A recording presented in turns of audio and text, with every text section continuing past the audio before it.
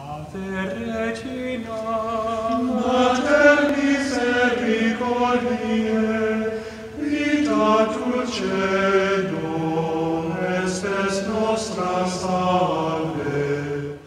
The Lord be with you. A reading from the Holy Gospel according to Luke. Glory to you, Lord. Mary said, "My soul proclaims the greatness of the Lord.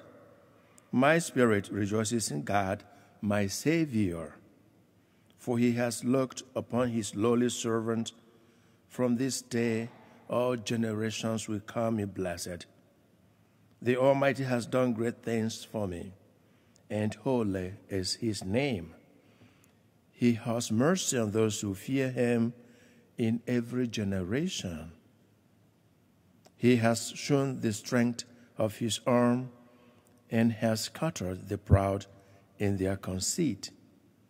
He has cast down the mighty from their thrones and has lifted up the lowly. He has filled the hungry with good things, and the rich he has sent away empty. He has come to the help of his servant Israel, for he remembered his promise of mercy, the promise he made to our fathers, to Abraham and his children forever." Mary remained with Elizabeth about 3 months and then returned to her home. The Gospel of the Lord. Praise.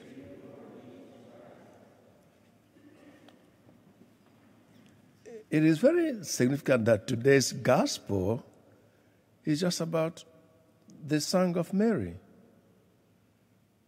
Very important. I was thinking, why should the church do that? Just the Song of Mary, popularly called the Canticle of Mary, or the Magnificat, which we all know very well. And the church uses this hymn, it's a hymn, uses this hymn for evening prayer every day. Very important. So why should it just the gospel, the Magnificat? My soul glorifies the Lord. Joyful, thanksgiving, powerful prayer of Mary. There is another prayer, another song like it today, and it's from the responsorial psalm from 1 Samuel, our psalm today, our responsorial psalm, and then the verses. It's also the song of Hannah. Think about that. So these two women today singing songs for us. One the gospel, another one the responsorial psalm, and the verses. And it is very important that one aspect of the Magnificat, which the Song of Hannah related to very well, emphasizes God's intervention in our life, in human affairs, and the ability of God to single us out for his favors. It's not easy that God could single us out and impart on us his favors. And so, as we approach Christmas, I look unto these two women, in fact, 3 in today's readings. 3 women stood out for us, for our reflection, for our imitation, and then for us to know what they did at a time like this. These 3 women are Hannah, Elizabeth, and Mary.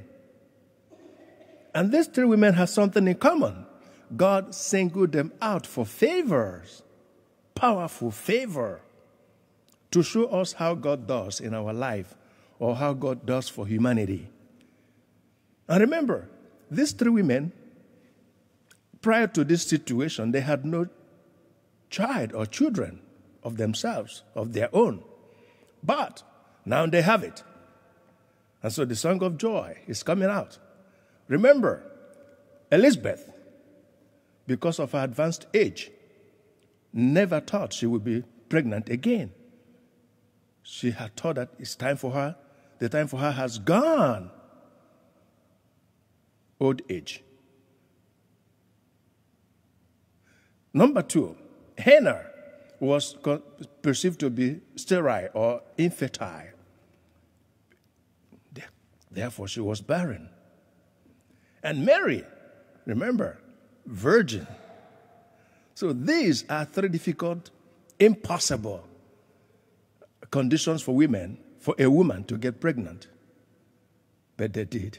Think about that. Old age, infertility, barrenness, and virginity. It has never happened in history. And so, when these 3 women sung, when their song, we will listen to their song and what happened to them, how God singled them out for favor, how God intervened in their life and miraculously gave them children.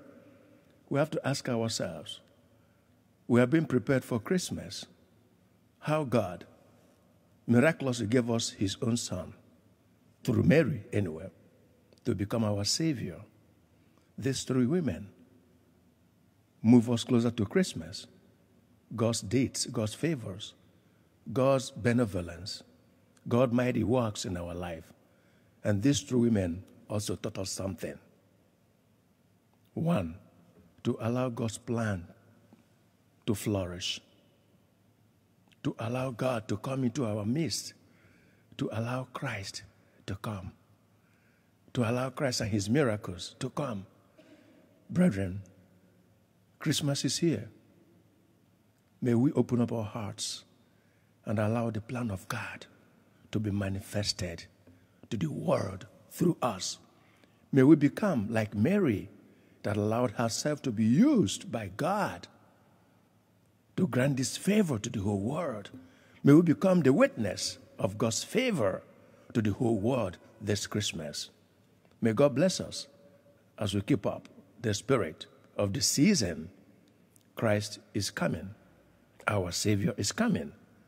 May we benefit from his coming, and may we be witnesses to that, like these women witness God's mighty works in their life. God bless us all. Regina Celi, let our